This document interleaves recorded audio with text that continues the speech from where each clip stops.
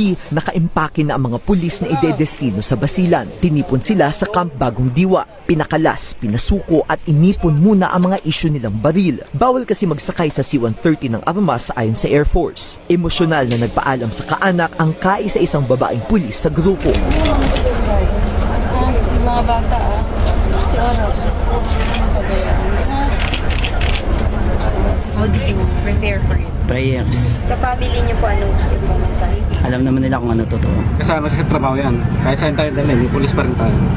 Mahigit 300 pulis ang dapat ire-reassign sa Mindanao at isasakay sa 10 bus at truck na nakaabang. Karamihan ay mula NCR, North, Central at Southern Luzon. Sabado pa sila sinabihan na ngayong araw ang lipad nila, pero kakasya sa isang bus lang ang mga pulis na dumating kagabi. Kaya para sa mga opisyal ng PNP, lantarang pagsuway ang tila pagtanggi sa tungkulin ng mga di sumipot at pwede silang masibak sa serbisyo.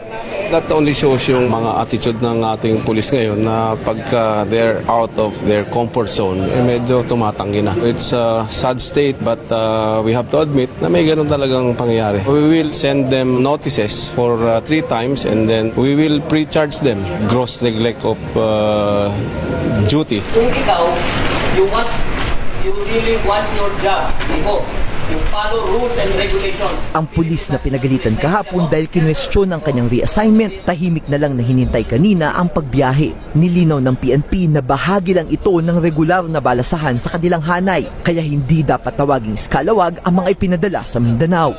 Within the powers of the PNP that can be transferred all over the country. Kahit na ako, pwede ako ipadala anywhere, so I will not take that as a punishment. Sa 54 na biyaheng Mindanao, baon nila ang suporta ng mga kabaro para sa haharapin nilang misyon. Alas 9 ng umaga sila lumapag sa Edwin Andrews Air Base sa Zamboanga. Doon sila sumakay ng barko patungong Basilan at irerekomendang i-deploy sa mga malalayong bayan para sa kampanya kontra Abu Sayyaf.